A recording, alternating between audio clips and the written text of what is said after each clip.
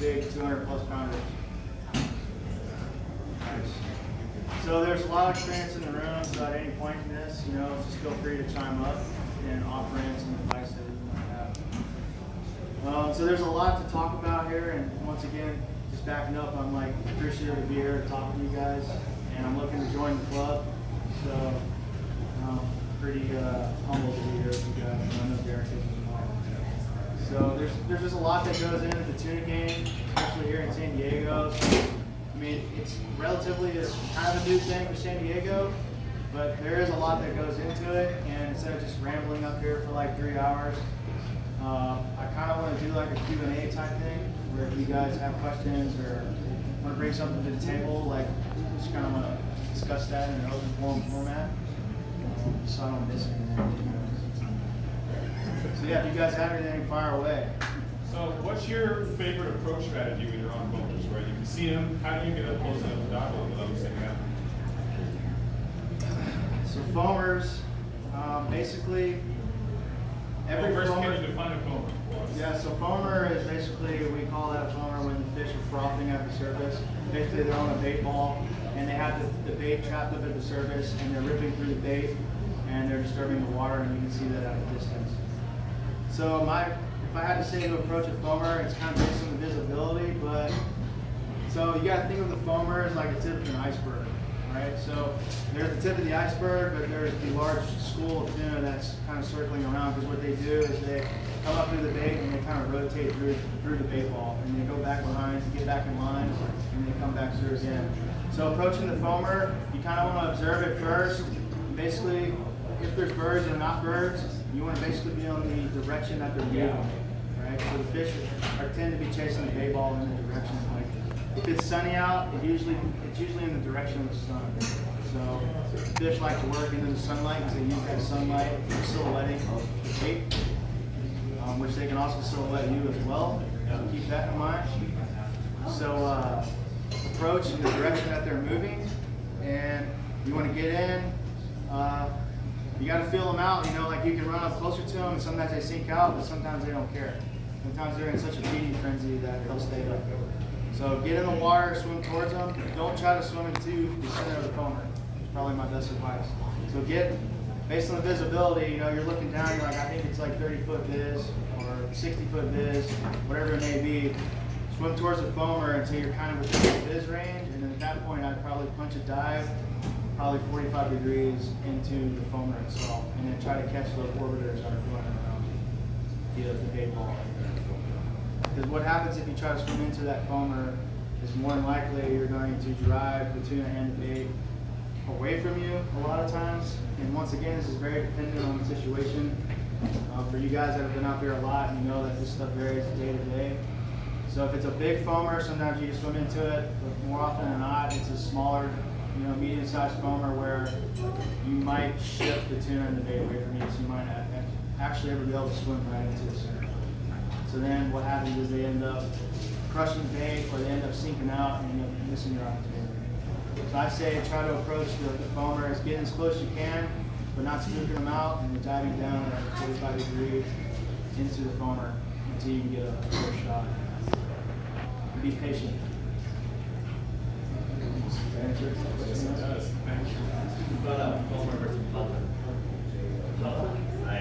heard like some. Yeah, so puddlers are kind of like, it's kind of in between like a breezer and a foamer. So basically, so the fish are kind of coming through on bait, but they're not going full retard. They're not ripping through the surface. They're not tearing it up really bad. You'll just see like one or two kind of just milling around like on the surface. And that's kind of what we call puddlers, where it's like, if you were to walk through a puddle, you're just kind of splashing through a little bit versus like 12 people just like mosh pitting through that thing. That's a puddle. And breezers are? Breezers are big fish or little fish swimming on the surface, disturbing the surface enough to where you can see that disturbance. And then that can be 10 feet under the surface, or they can be actually finning on the surface where their tails and the fins will be exposed on the surface.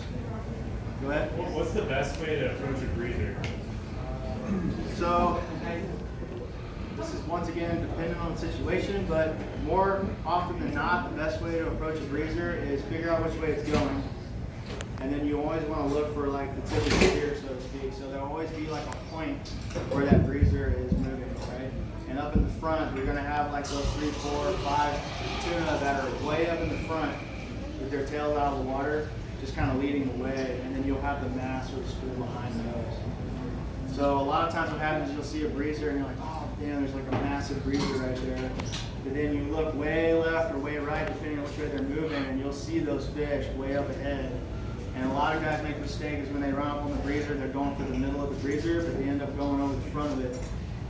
And those fish dive down, which drives the rest of the school down. So you really got to be mindful of where the leader of the pack is, so to speak, and get in front of those guys.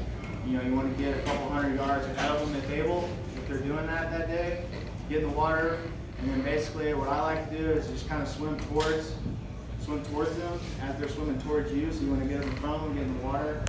And then some guys like to wait till they see them. I like to just kind of like poke my head up every now and then, and I'll see the disturbance of their tails.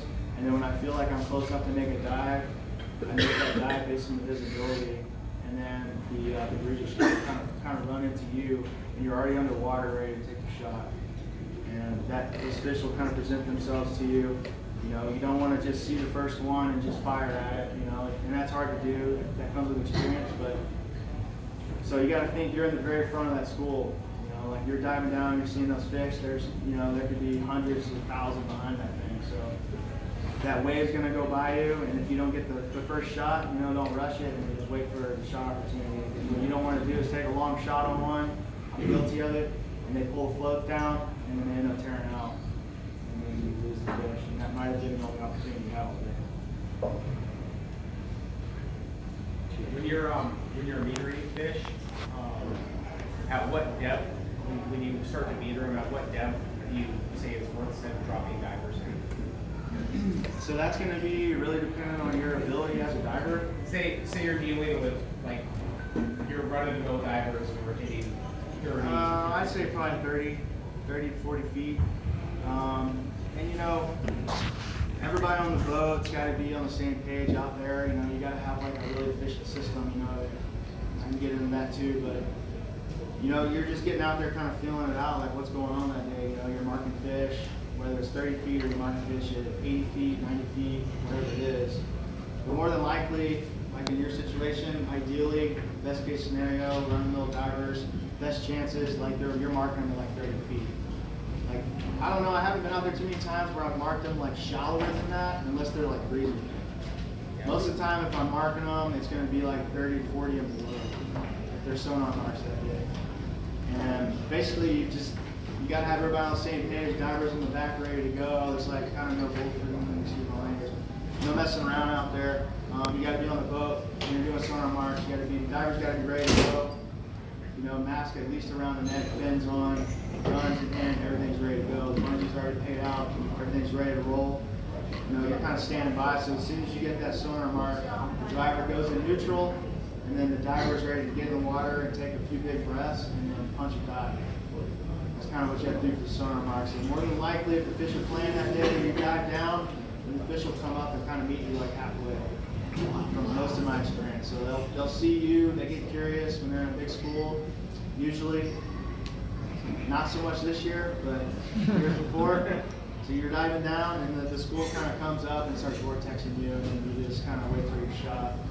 And then on that, like a lot of guys, the first time they like to try to get the one right in front of them. That doesn't always work best for me because I find that they see the eyes, the predator prey thing. And then also they sense the end of your spear gun. I believe that. When you push that gun out, they'll tend to gain that distance back when you push it away from you. So what I like to do is whichever direction they're kind of vortexing me, I like to turn into the vortex and try to shoot one on my flank. Because they kind of go behind you, they don't feel that, they feel like they're good to go. And then you can kind of turn and then they think they're good to go, but you got the kind of the drop on them because they're up closer behind you. I get a lot of fish that way. A lot closer shots than just trying to take a Hail Mary out front. What about shot placement in that situation? Shot placement, no matter what distance the fish is, usually, I mean, depending on your gun, I always aim for the gill plate. That's just like where I've always naturally gone to on every fish.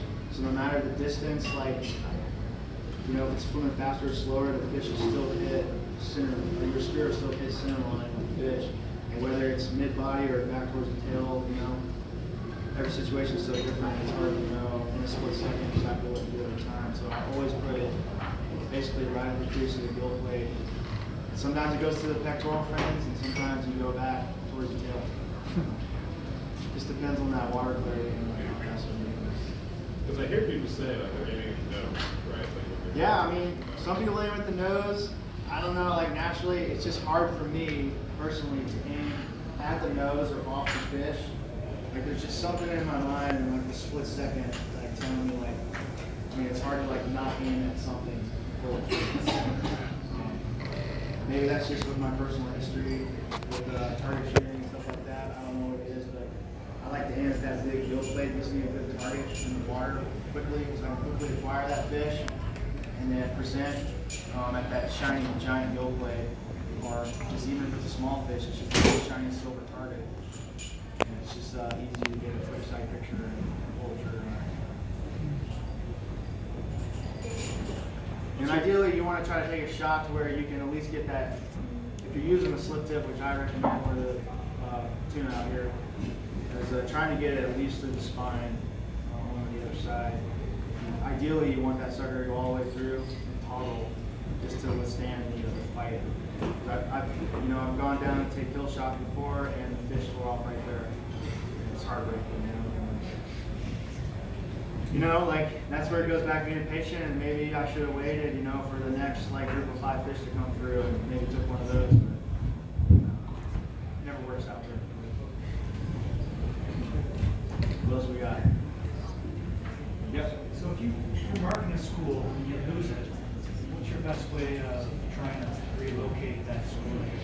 So sometimes it works, sometimes it doesn't. Like usually when I'm trying to do sonar marks, I like to go relatively slow. And that depends on the sonar on your boat, how well you are at reading your sonar and you know the system in and out. But you know, I like to go 5 to 7 knots when I'm looking for sonar marks.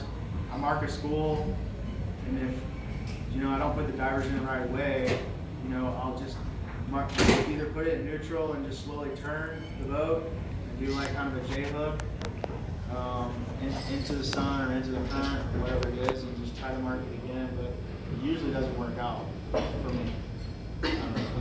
Anybody else have any experience with that? I went on a 2-day on live boat last September in the backside of SCI. And the first day, it was back when it was like when they were all hanging out in that one zone off China.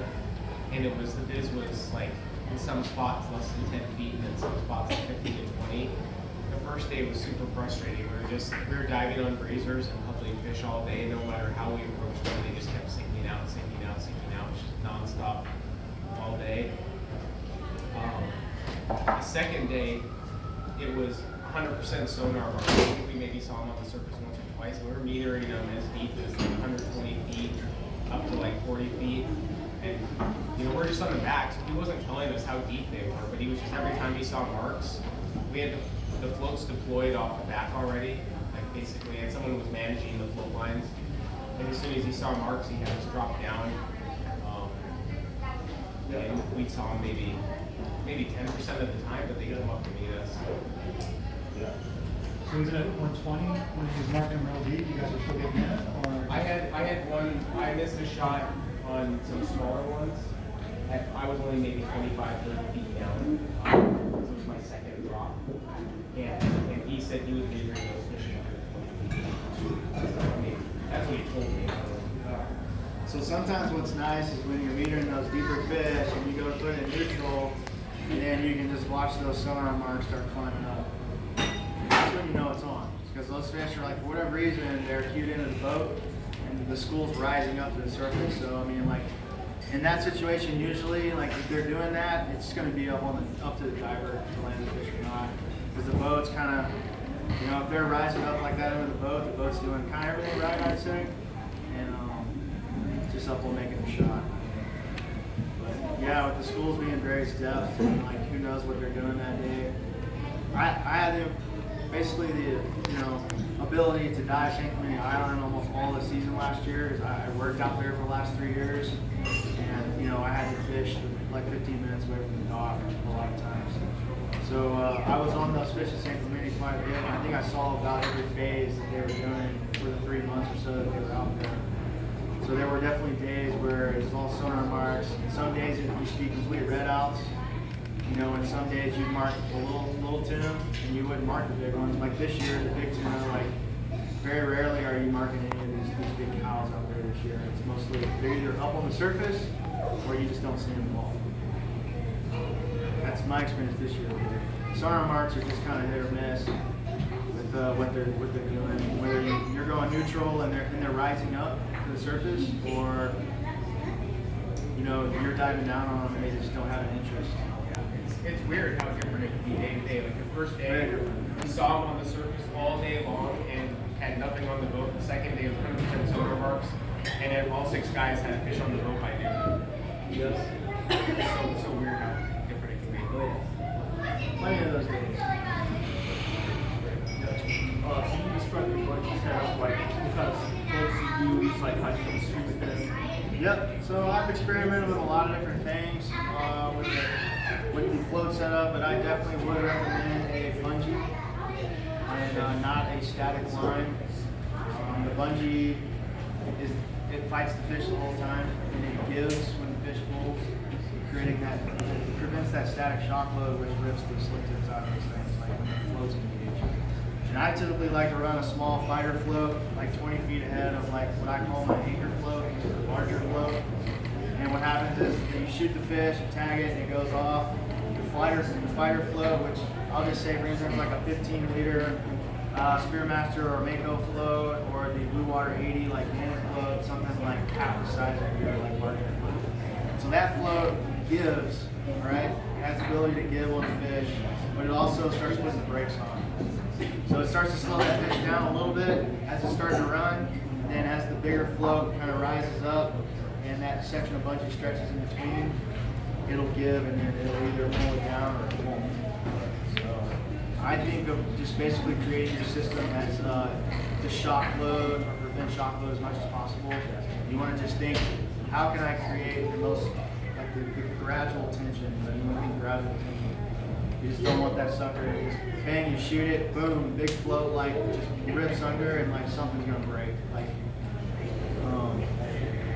yeah, so you want to shoot that thing and think, how can I apply pressure to this thing as slow as possible? And that's what I do. Like I've had the 200 plus pounders not even pull the first float down, and then I've had them like rip everything down before I even start swimming to the top.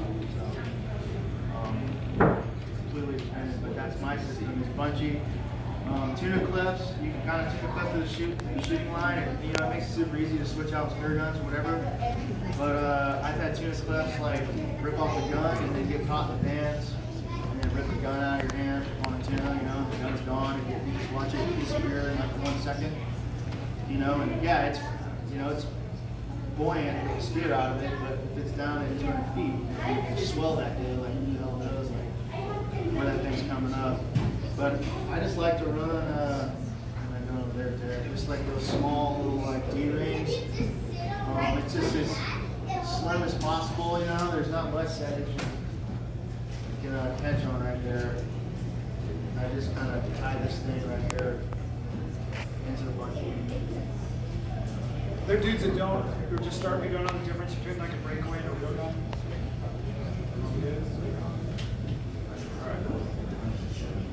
It's usually about 100 feet bungee. Yeah, 100 foot. Out here, it works well because it's deep out here, right?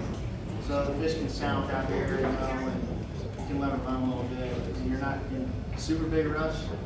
And maybe everybody else on the boat is. But 100 foot bungee works for me. You want to go back down to your comfortability without the float pulling on you. If you're able to dive to 100 feet, even 100 foot bungee, it can start to hinder your ability to dive down the right direction. You've seen any experience with like the clutches where you I've seen a few people use those clutches before, and I've seen them most of the time kind of go wrong, where the clutch won't engage the bungee when it's stretched out tight, and then that float ends up being stuck back onto the anchor float, or just not being able to grab the bungee. You know, I've seen a lot of different things, and I've dove a handful of different places.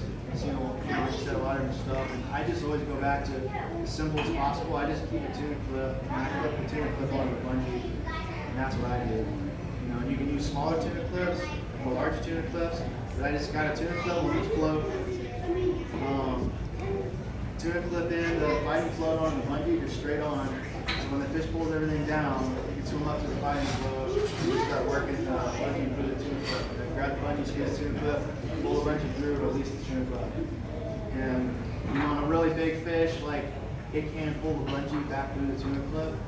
But hey, I mean, it does that, and the deal is better than the pin going off.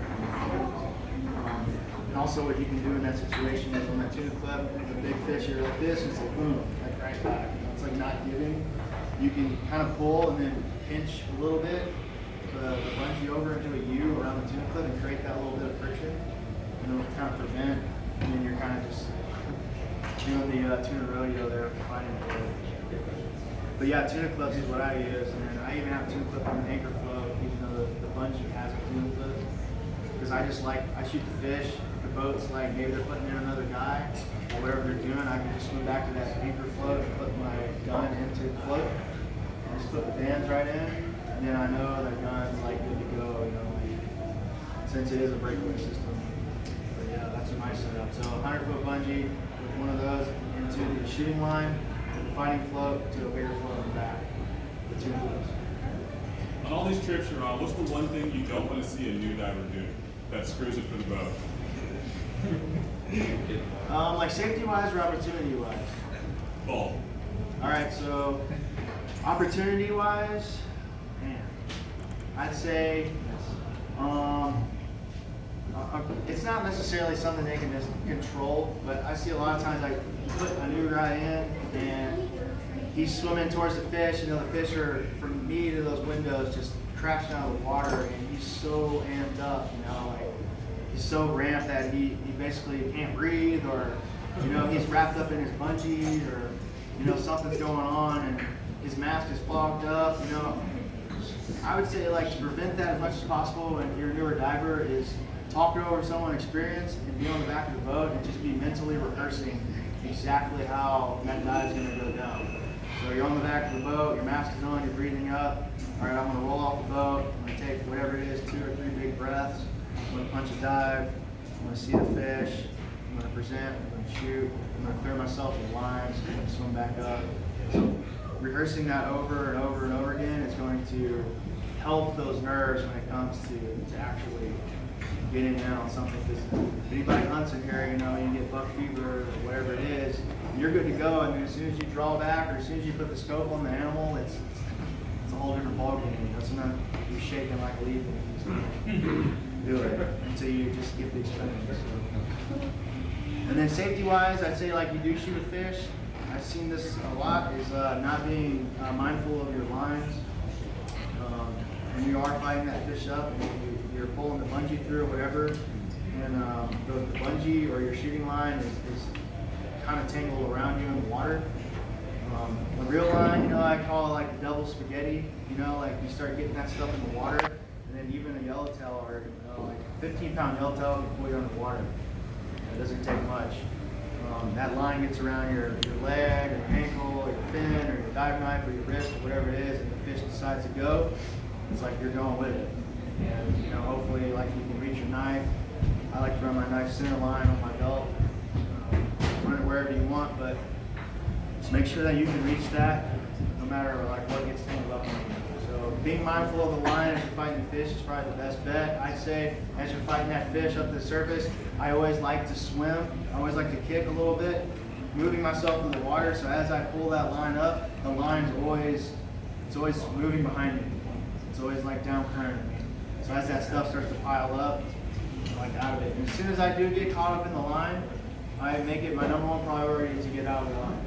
I don't care about fighting the fish. I just want to get out of the line, separate myself from the situation, and then I can reapproach on my terms. Because like you just don't want to get caught up. I've seen it out there. big 240-pound tuna, pulling it up by the shooting line like this. I was maybe 20, 30 yards away from my dive partner, and this is his first one. So he was really caught up in the moment, and he's pulling it up like this. Big tuna, I already did the kill shot, everything on it, right? It twitched, all that stuff. Pulled it up like this, and I saw him like hand over hand, like right above his head, and I was like, get out of line, get out of line, get out of line, like stop, stop, stop. And then like 5 seconds later, the fish woke up and just boom, gone. And that line had clenched up around his head, and luckily he had got his thumbs in a split second and pulled the line off his head, but it ripped his mask off, crushed his mask, and wrapped up around the GoPro, and then pulled the GoPro down with the fish. And you can hear it, it's like on the GoPro case, and and he was just like, get out of the lines and just be mindful of that stuff, because that stuff can happen like super fast, and it's gonna happen before you can do anything about it. Like luckily, maybe he heard me like right before it happened say get out of lines and just started trying to get out of lines. But I mean, that could have been the end of him. And luckily for San Diego, like no one that I know of has died out there hunting bluefin. Like it's kind of amazing that no one's gotten seriously hurt out there with as dangerous it is with all those lines in the water and as strong as the fish are. They're pretty powerful. Cheers. When do you go for your second shot? So second shot on the boat, I like to run a second shotgun and a kill gun. The second shotgun is able to hold the fish as strongly as the first primary shot. So in case that thing does pop out, it can, usually like what happens is you shoot them and they go for a whole second run. So you want to be able to, your second shotgun, replace the first shot. So I fight that fish up to the surface. I get that fighting flow all the way down to the shooting line on the gun. And then I'm kind of timing it with the fish. You don't have to do this, but as you get better at it, you can kind of time the fish's kicks or whatever it's doing. And you can kind of quickly unclip the fighting flow. Because worst case scenario, it takes everything down. You still got the anchor flow. So you can time that fighting flow. You can unclip it from your bungee and then clip it in to that little ring right there. Where that sucker, more than likely, like usually in that process of killing it or doing the second, the kill shot, it does a second run, 50-50, right? So I'm like, well, I want to save the time, so I unclip that fighting float and I clip it straight onto this thing. So if it does run down, the float's going to come back up, and I'm not going to lose any of the ground in that game. It's going to be on that thing. So at that point, when I get it the length of the shooting line, it's as close as I can get it up with bungee and the float system. That's when I go down for the second shot or the kill shot. So I get it up to that point, I dive down and I inspect the fish, I inspect the shot with a gun in my hand already. So as I dive down, with the second shotgun usually first, you can dive down, you want to check out the shot. If it's toggled on the other side, 90% of the time you're good to go. If you inspect your gear regularly. Going a whole other topic, but a lot of this is gear prep. So in the back of your mind, I replaced all this stuff the night before, the day before, whatever. It's toggled on the other side, it's good to go. You can either dispatch the fish with the second shotgun, which is what mostly happens, is you dive down and you shoot the fish through the head with the second shotgun. So you kill it and you get the second shot at the same time. And then you can pull the fish up safe, or I say more safe at that point. But if you go down and you got a good shot and everything's good to go, and the fish are up, and everybody on the boat, you got an experienced crew, I come up, I get the kill gun, which is just like a gun like the 55 right there with no flopper on it. So I take that flopper off, I'll only load one band, so I dive down, dive down, I hit the fish in the head with one band, which is enough to penetrate into the brain. If you don't get the twitch, all right, you can pull the shaft back out of the fish's head. Reload the gun, and get another attempt right there. Whereas if you shoot it with a flopper, you're not getting the shaft back out. The fish is still alive. You got to go back down for another shot, and then you end up porcupine the fish, which is just a crap ton of devil spaghetti everywhere. And as you pull that thing up, like there's lines all over the place. It's just super dangerous, super dangerous. And maybe you don't kill it and you're out of spear shaft. I don't know. So Yeah, dive down, you want to just get the fish dead to where it twitches, and then you can pull that thing up safely, approach it on your terms, you know.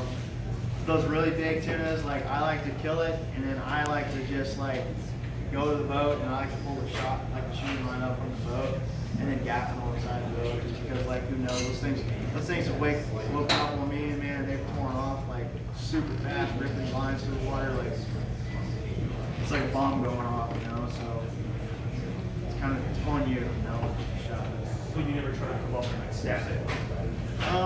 Yeah, if the fish is like super, like you got the second shot in, like you shoot it, and like one pectoral's in, the other one's out, like twitching, whatever it's doing, you know, it's twitching. I just like to see the twitch. You know, you can kind of dive down, and then you can get in the head a few times, but more likely, like you can do that, but if you got the twitch, like that's basically the same thing as getting a knife in the head. For me, I think. I always knife anyways. It's just like why not? I don't know. It feels a little better. And, pull that sucker up, or at least get it up to the surface to where the guys on the boat can like get a tail rope on it, or gap or something like that. Did I answer your question? Yeah. So basically, get up to the shooting line, assess the fish, determine whether or not you want to go for a second shot. Maybe like this lip tip's just all on the skin. You know, like landed fish, or where this lip tip's just hanging on the skin. You know? Give me a gun like right now. Like I'm diving down, like I'm shooting this thing like the second shotgun. You can either do that with a reel. If you're in a hurry, just make sure it's cooked off with something. Like I've shot a fish with, I had a good holding shot, but I shot it with the second shotgun with a reel through the head. It woke up and just dove down, buried all the floats. Reel ran out before I made it to the surface, yanked the gun out of my hand, like all that stuff's underwater. Just like holy crap, like hopefully the primary shot doesn't go off. Like why didn't I just clip that thing in? Why didn't I have a second float line or something like that? With a separate float system for that second shotgun. So let's just, you know, live and learn it, you know. So if you can learn from some of the mistakes I've made, just make sure that if that fish does run with your second shot, that you are able to land it with the second shot. You don't lose everything. Because eventually all that stuff's going to float up, right? So you'll have the line tangled all over the primary shot line, and everything's just a giant mess. And then also what that does is hinder everybody on the boat's ability to get back on the fish, because it's going to take 20 minutes to untangle the tuna bomb on the boat and get rigged up and set up so the next guy can get an attempt. Yep. People tried shooting tuna on scuba. I have not, no. No. Anybody have? I've never tried it. No. How sensitive are they to noise? I mean, like yellowtail like noise. Yeah. White stuff. Yeah, you know, I don't really know. I've only freed over them, and I haven't really done too much of like hand pumping or stuff like that, or I haven't experimented with it too much. I would imagine that the fish are somewhat good.